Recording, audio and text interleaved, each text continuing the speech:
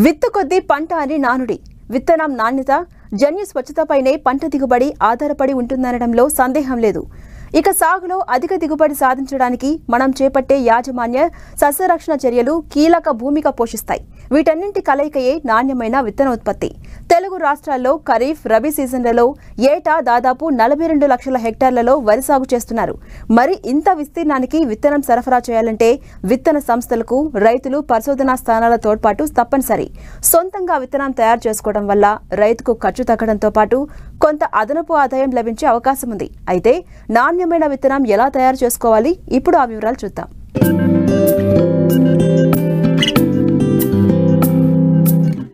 వరి సాగులో ప్రాంతానికి అనుగుణంగా ఎన్నో రకాల వరి వంగడాలను శాస్త్రవేత్తలు రూపొందించారు. అయితే అనేక సంవత్సరాల పాటు వీటిని ఇతర రకాల మధ్య సాగు చేయడం వల్ల వీటి జన్యు స్వచ్ఛత కొంత దెబ్బతినే ప్రమాదం ఉంది.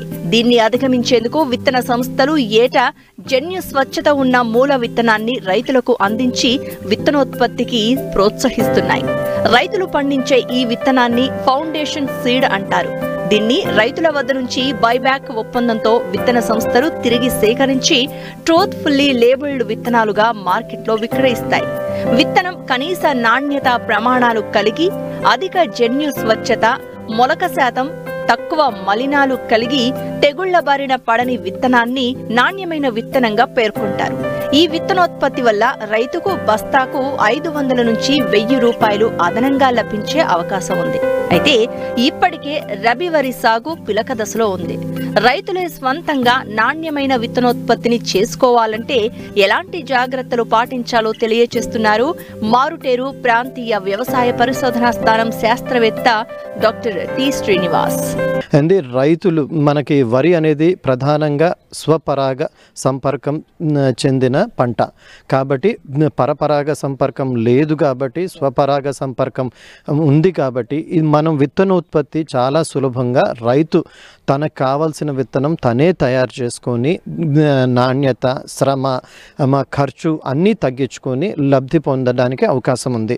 రైతు తన పొలంలో 1 ఎకరం రకం వేసుకొని ఉంటే గనక 5 నుంచి 10 సెంట్లు పొలం మధ్యలో ఎంపిక చేసుకొని ఆ ఎంపిక చేసుకున్న భాగంలో ఎటువంటి పురుగులు, తెగుళ్ళు లేకుండా అండ్ కేళీలు లేకుండా అండ్ తీసివేసి ముందుగా దాన్ని అన్నీ హార్వెస్ట్ చేసుకొని 14% తేమకి ఆరబెట్టుకొని బస్తాల్లో నింపుకునేటప్పటికి 12% తేమ వచ్చేటట్టుగా చూసుకొని కొత్త గోనెల్లో నింపుకొని తర్వాత నిలవ చేసుకునేటప్పుడు పురుగులు, తెగుళ్ళు ఏది గొడౌన్లో ఎలకల సమస్య లేకుండా గనక చేసుకుంటే అంటే తప్పనిసరిగా మొలక శాతం బాగుండి అంటే ఆ రకం నాణ్యత కూడా బాగుంటుంది. అయితే రైతాంగానికి మనం చెప్పాల్సింది ఏంటంటే ప్రతి 3 నుంచి 4 సంవత్సరాలకి తప్పనిసరిగా ధృవీకరించిన సంస్థ దగ్గర నుంచి మళ్ళీ అదే రకం ఏ రకం అయితే రైతు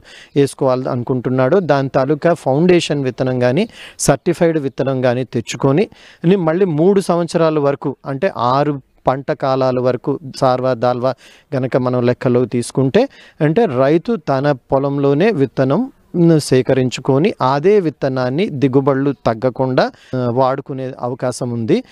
అలా తన శ్రమ, డబ్బు, తర్వాత నాణ్యమైన విత్తనం తన పొలంలో తనే తయారు చేసుకొని వాడుకొని లబ్ధి పొందడానికి అవకాశం ఉంది. నత్రజని, భాస్వరము, పొటాష్ అన్ని 3 సమపాళ్లలో సిఫారసు చేసిన మోతాదుకి వేసుకోవాలి.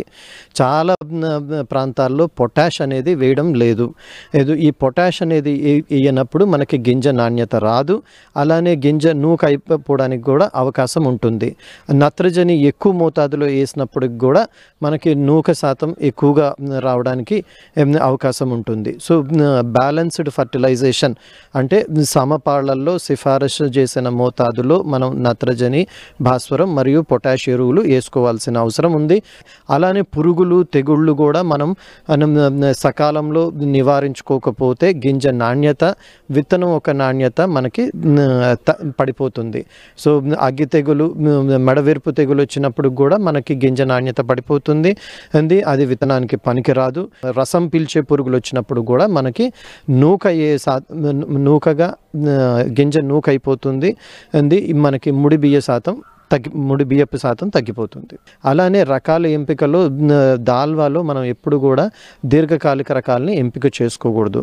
120 నుంచి 125 రోజులు కాల పరిమితి కలిగిన రకాలనే మనం దాల్వాలో వేసుకుంటే మనకి నీటి ఎద్దటికి గురవ్వదు. అది ఏప్రిల్ 10 తర్వాత మనకి కోత అయిపోవాలి. ఏప్రిల్ 10 తర్వాత గింజ కట్టడం కానీ గింజకి పూతకి రావడం కనుక జరిగితే ఈ అధిక ఉష్ణోగ్రతల వల్ల మనకి ఈ పంట దెబ్బతిని గింజ నూకైపోయే శాతం కూడా పెరుగుతుంది. కాబట్టి ఇవన్నీ రైతాంగం గమనించి మనకి తక్కువ కాల పరిమితి రకాలు వేసుకోవాలి. పొట్ట తెలుపు లేని రకాలని ఎంపిక చేసుకోవాలి. తక్కువ గింజ అయ్యి ఎక్కువ మనకి హెడ్ రైస్ రికవరీ అంటే ముడి బియ్యపు శాతాన్ని ఇచ్చే రకాలని ఎంపిక చేసుకొని దాల్వాలో లబ్ధి పొందవలసిందిగా మనవి. పెరుగుతున్న జనాభా ఒకవైపు, తరుగుతున్న సహజ వనరులు మరోవైపు. ఇలాంటి పరిస్థితుల్లో ఆహార భద్రతను కల్పించాలంటే ప్రస్తుతం ఉన్న సగటు ఉత్పాదకతను అధికం చేయాల్సిన అవసరం ఎంతైనా ఉంది. ప్రస్తుత పరిస్థితులలో అధిక దిగుబడులను ఇచ్చే వంగడాలు రైతులకు అందుబాటులో ఉన్న విత్తనాభివృద్ధి సంస్థలు, వ్యవసాయ విశ్వవిద్యాలయ పరిశోధనా స్థానాలు, ప్రైవేట్ విత్తన సంస్థలు రైతులందరికీ సరఫరా చేయలేవు. కాబట్టి రైతులు తమ పొలంలోనే విత్తనోత్పత్తి చేసుకోవాల్సిన అవసరం ఎంతైనా ఉంది.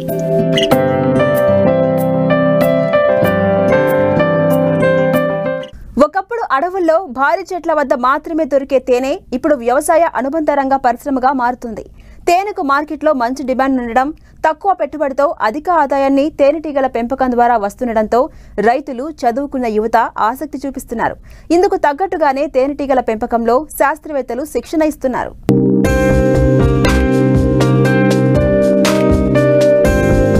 మారుతున్న కాలానికి అనుగుణంగా రైతులు వ్యవసాయంతో పాటు అనుబంధ రంగాలను కూడా పెంపొందించుకోవాలి. ఎప్పుడూ ఒకే పంటపై ఆధారపడడం, అటు వాతావరణ మార్పుల కారణంగా దిగుబడులు రాకపోవడం జరుగుతూ ఉంటుంది. అయితే అనుబంధ రంగాలను చేపడితే ఒక్కదాంట్లో కాకపోయినా మరో దాని నుండి స్థిరమైన ఆదాయం పొందవచ్చు. ఇందులో ముఖ్యమైనది తేనెటీగల పెంపకం. మార్కెట్లో అధిక డిమాండ్ పలుకుతూ తక్కువ పెట్టుబడితో ఎక్కువ ఆదాయాన్నిచ్చే ఈ పరిశ్రమను శాస్త్రవేత్తలు ప్రోత్సహిస్తున్నారు. ఇందులో భాగంగానే పశ్చిమ గోదావరి జిల్లా ఉండి కృషి విజ్ఞాన కేంద్రంలో తేనెటీగల పెంపకంపై రైతులు, నిరుద్యోగులకు శిక్షణ ఇస్తున్నారు. బాక్సుల్లో బీ కీపింగ్ చేస్తూ వాటిని రైతులకు చూపిస్తూ తేనె ఎలా తయారు చేయవచ్చో అర్థమయ్యేలా వివరిస్తున్నారు. తేనెటీగల పెంపకంతో ఆదాయాన్ని పొందడమే కాకుండా పరిసరాలలో ఉన్న వివిధ పంటల దిగుబడులు కూడా 3 నుండి 30% వరకు పెరుగుతాయి. సో తేనెటీగలు పెంచాలని చెప్పి చాలా మందికి ఇంట్రెస్ట్ ఉంటుంది వాటి మీద. కానీ ఒక భయము, ఒక అపోహలతోటి చాలా మంది కూడా ముందుకు రావడానికి సంశయిస్తుంటారు.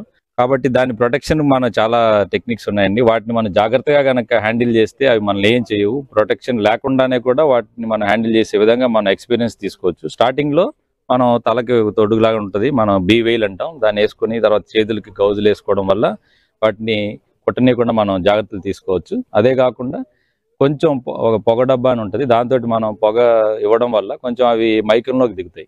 మరి ఎక్కువ ఇవ్వకూడదు. మైకంలో దిగినప్పుడు మనం ఈజీగా వాటిని హ్యాండిల్ చేయొచ్చు.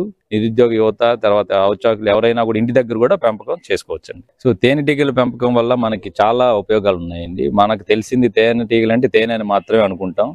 తేనెటీగల పెంపకం వల్ల తేనె లభిస్తుంది. తర్వాత పుప్పొడి, పొలెన్ అంటాం, అది చాలా ప్రోటీనేషియస్ ఫుడ్, అది లభిస్తుంది. అదే కాకుండా మనకి బీ వెనం, ఇప్పుడు మనం కుడితే ఎంత బాధపడతామో భయపడుతున్నామో ఆ వెనం కూడా మనకి చాలా వాల్యుబుల్ ప్రోడక్ట్. ఆ వెనం అనేది తేనెటీగల విషాన్ని కూడా మనం కలెక్ట్ చేయొచ్చు. దాన్ని కలెక్ట్ చేయడానికి కూడా మనకు పరికరాలు ఉన్నాయి. వాటికి కూడా మనం మార్కెటింగ్ చేసుకుని చాలా వరకు దాంట్లోంచి కూడా లాభం పొందొచ్చు. అదే కాకుండా తేనెటీగలు డైరెక్ట్ గా మనం బాక్స్ దగ్గర తీసుకెళ్లి మనం ఆర్థరైటిస్ ఉన్న వాళ్ళకి, తర్వాత వాపం నొప్పులు, కీళ్ళ నొప్పులు ఉన్న వాళ్ళకి మనమే వాటిని తీసుకుని కుట్టిస్తాం. ఆ కుట్టించినప్పుడు అందులో విషంలో ఉండేటువంటి కెమికల్స్, మెలిటిలిన్ అనే ఒక కెమికల్ ఉంటుంది, అదన్నీ కూడా ఏం చేస్తుంటే ఇన్ఫ్లమేషన్ ఫస్ట్ క్రియేట్ చేసిన అది నొప్పిని మెల్లగా తగ్గించేస్తుంది. దానికి ఒక ట్రీట్మెంట్ కూడా ఉంది మనకి, బీ థెరపీ అని అంటాం. సో దానివల్ల ఈ తేనెటీగల విషం కూడా మనకు ఉపయోగపడుతుంది. రకరకాల ఉపయోగాలు ఉన్నాయి.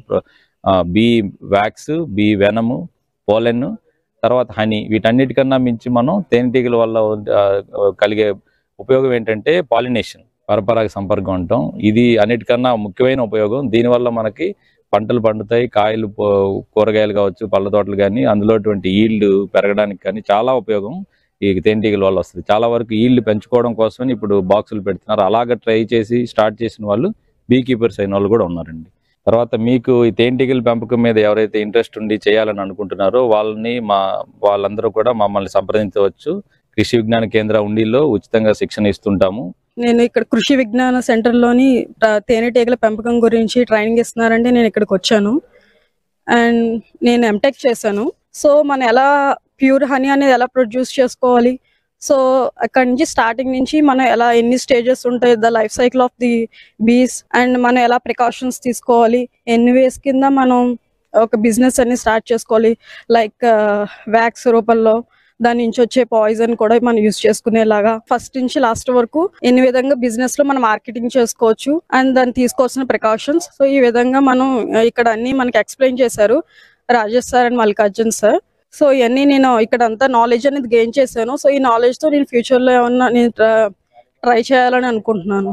భూమి లేని నిరుపేదలు, నిరుద్యోగ యువతకు మంచి ఉపాధి కల్పించే తేనె పరిశ్రమలో లాభాలకు కొదువలేదు.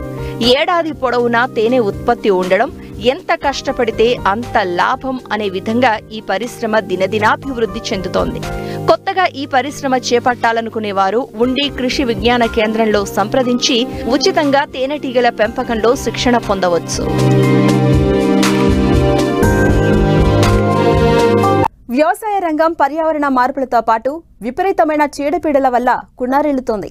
వీటికి తోడు రుతుపవనాలు దోబూజులాట కారణంగా అతివృష్టి, అనావృష్టి పరిస్థితులు రైతన్నల నడ్డి విరుస్తున్నాయి. అయితే విపరీతమైన రసాయన ఎరువులు, పురుగు మందుల వాడకం వల్ల అధిక ఖర్చులే కాకుండా విషతుల్యమైన ఆహారం తయారవుతోంది. మరోవైపు వాతావరణ కాలుష్యం పెరుగుతోంది. దీని బారి నుండి తప్పించుకునేందుకే ఇప్పుడు సేంద్రియ వ్యవసాయం వైపు మొగ్గు చూపాల్సిన అవసరం ఎంతైనా ఉంది.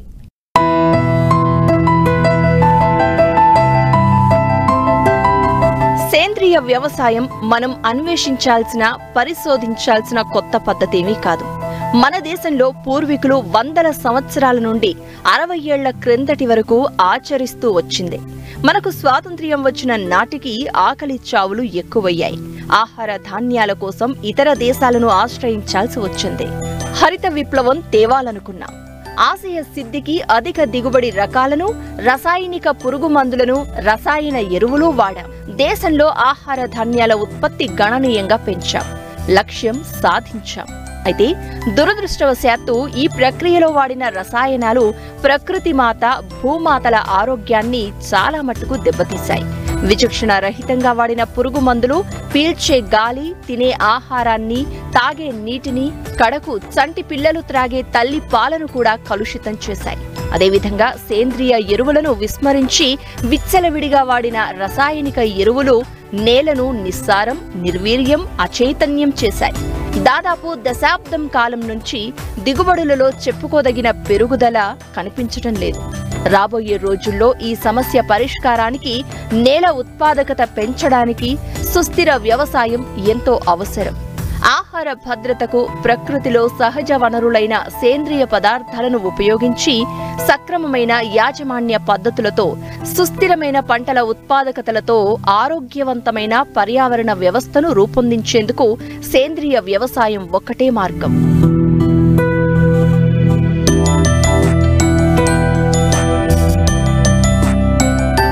గతంలో లాభాల కోసం రసాయనాల వెంటపడ్డారు రైతులు. నేడు లాభాలతో పాటు ఖర్చులు పెరిగాయి. అంతేకాకుండా దిగుబడులు తగ్గాయి. ఈ నేపథ్యంలో ఇటు ఖర్చులు తగ్గించుకునేందుకు, ఆరోగ్య భద్రత కోసం సేంద్రియ వ్యవసాయం వైపు మళ్లారు.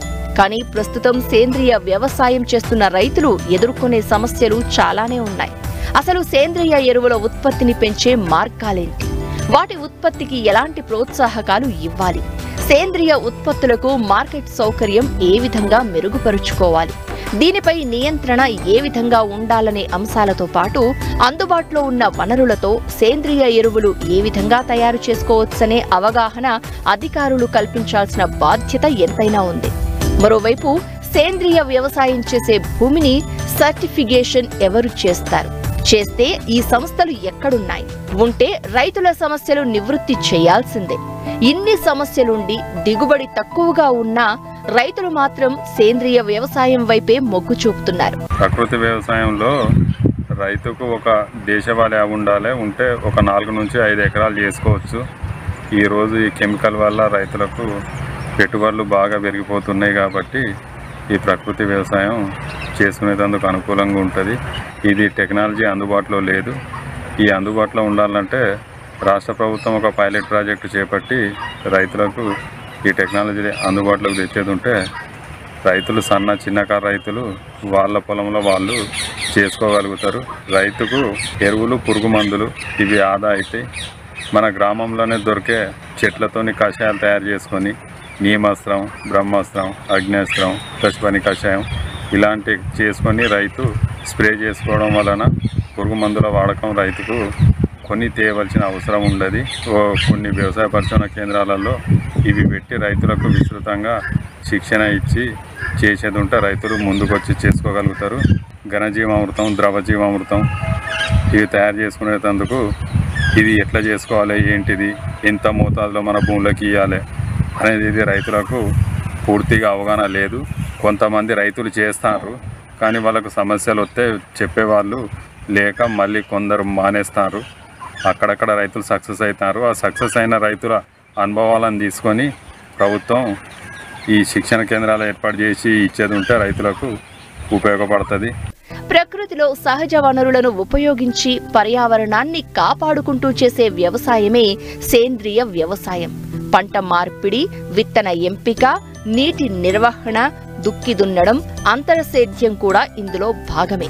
పశువుల ఎరువులు, కోళ్లు, గొర్రెలు, పందులతో పాటు వర్మీ కంపోస్ట్, పచ్చిరొట్ట ఎరువులు, పిండి, చెరుకు మడ్డి లాంటి జీవన ఎరువులు భూసారాన్ని పెంచేందుకు ఉపయోగించాలి. సేంద్రియ వ్యవసాయంలో వేప, వావిలి, కానుగ, సీతాఫలం వంటి జీవ రసాయనాలతో సస్యరక్షణ చేపడితే మంచి దిగుబడే కాకుండా ఆరోగ్యమైన ఆహారాన్ని పొందవచ్చు.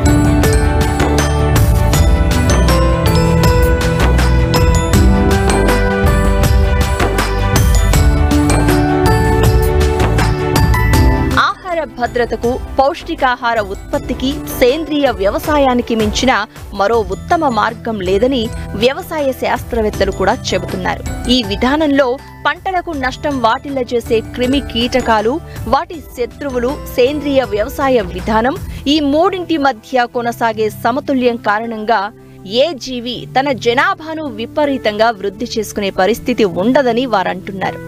రాణి పంటల్లో కూడా ఒక విధమైన సమతుల్యత ఏర్పడుతుందని చెప్తున్నారు. సేంద్రియ వ్యవసాయం వల్ల అధిక దిగుబడులు సాధించడమే కాకుండా పర్యావరణ పరిరక్షణ చేపట్టవచ్చని వారు స్పష్టం చేశారు. ఈ యొక్క సేంద్రియ వ్యవసాయ విధానం అనేది ఈ మధ్య చాలా ప్రాచుర్యంలో ఉన్నది. ఇందులో మనం చూసుకున్నప్పుడు రైతు సోదరులకి చెప్పేది ఏంటంటే సేంద్రియ వ్యవసాయం ద్వారా చాలా మంచి గుణాలు ఉన్నట్టుగా ప్రకృతి సమతుల్యం కూడా మనం కాపాడుకోవచ్చు అనేది తెలుస్తున్నది. సో ఇందులో ముఖ్యంగా ఏంటంటే మనకి ఈ యొక్క భూమిలో కార్బన్ శాతం కూడా చాలా తగ్గిపోతూ ఉన్నది. సో భూమిలో ఉండేటటువంటి మంచి జీవకాలైనటువంటి ఈ యొక్క వానపాములు అయితేంది, అదేవిధంగా మంచి శిలీంధ్రాలు, మంచి బ్యాక్టీరియా, అదేవిధంగా మిగతాటువంటి జీవకాలు అన్నీ కూడా మనకి ఈ భూమిలో ఉంటాయి. కాబట్టి మనం ఈ సూటి ఎరువులు అయితేంది, వేరే కాంప్లెక్స్ ఎరువులు, మిగతా రసాయనాలు ఈ భూమిలో చేరటం వల్ల వాటి యొక్క జీవం కూడా మొత్తం నశించిపోవడం ద్వారా ఈ యొక్క పంట పొలాలు అనేవి కూడా మనకి ఆరోగ్యకరంగా రాకపోవడం ముఖ్యంగా మనం గమనిస్తూ ఉన్నాం. సో ఈ విషయంలో మనం చూసుకున్నప్పుడు మంచి పేడ ఎరువు, మాగిన పేడ ఎరువు అయితేంది, అదేవిధంగా వర్మి కంపోస్ట్ లాంటివి, అదేవిధంగా మిగతా చెట్ల నుంచి వచ్చేటువంటి ఈ యొక్క ఆకులు, అదేవిధంగా కొమ్మలు లాంటివి కూడా మనం మురిగించుకొని ఈ యొక్క భూమిలో వేసినట్లయితే కార్బన్ శాతం పెరుగుతూ మొక్క యొక్క జీవితం, వాటి యొక్క వేరు వ్యవస్థ కూడా మంచి ఆరోగ్యకరంగా ఉంటూ మంచి ఎదుగుదలతో మంచి దిగుబడి రావడానికి కూడా ఆస్కారం ఉంది. ఈ యొక్క చీడపీడలను చంపేటటువంటి సహజంగా ప్రకృతిలో ఉండేటటువంటి ఈ యొక్క మిత్ర పురుగులు అనేవి కూడా ఉన్నాయి మనకి. సో మనకి ముఖ్యంగా చూసినప్పుడు ఈ యొక్క మిత్ర పురుగులను మనం కాపాడుకోవాలి. కాబట్టి ఈ యొక్క సేంద్రియ వ్యవసాయ విధానం ద్వారా మనం పోయినట్లయితే చాలా వరకు మనం పెట్టుబడి అనేది తగ్గించుకుంటూ ఆరోగ్యకరమైనటువంటి, అంటే మనకి ఈ యొక్క విష రసాయనాలు కూడా మనకి ఈ యొక్క కూరగాయలైనా మన తినే ఏ ఆహార పదార్థాలనైనా సరే వాటి యొక్క వ్యర్థాలు తక్కువగా ఉంటూ రెసిడ్యూస్ మనకి ముందు తరాలకు కూడా ఆరోగ్యకరంగా ఉండటానికి క్యాన్సర్ లాంటివి రాకుండా మిగతా అన్నీ కూడా మంచిగా ఉంటుందని మనం ఈ విధంగా తెలియజేసుకోవడం జరుగుతుంది. ఈ యొక్క సేంద్రియ వ్యవసాయ విధానం ద్వారా మనం పోయినట్లయితే చాలా వరకు మనం పెట్టుబడి అనేది తగ్గించుకుంటూ ఆరోగ్యకరమైనటువంటి అంటే మనకి ఈ యొక్క విష రసాయనాలు కూడా మనకి ఈ యొక్క కూరగాయలైనా మన తినే ఏ ఆహార పదార్థాలనైనా సరే వాటి యొక్క వ్యర్థాలు తక్కువగా ఉంటూ రెసిడ్యూస్ మనకి ముందు తరాలకు కూడా ఆరోగ్యకరంగా ఉండటానికి క్యాన్సర్ లాంటివి రాకుండా మిగతా అన్నీ కూడా మంచిగా ఉంటుందని మనం ఈ విధంగా తెలియజేసుకోవడం జరుగుతుంది. సేంద్రియ వ్యవసాయం ఆచరణకు ఎంతగానో దోహదపడి అవశేషాలు లేని ఆహార ఉత్పత్తికి, సుస్థిరతకు నాంది పలికి మానవాళి జీవకోటి మనుగడకు, పర్యావరణ పరిరక్షణకు ఉపయుక్తంగా ఉంటుందని ఆశిద్దాం.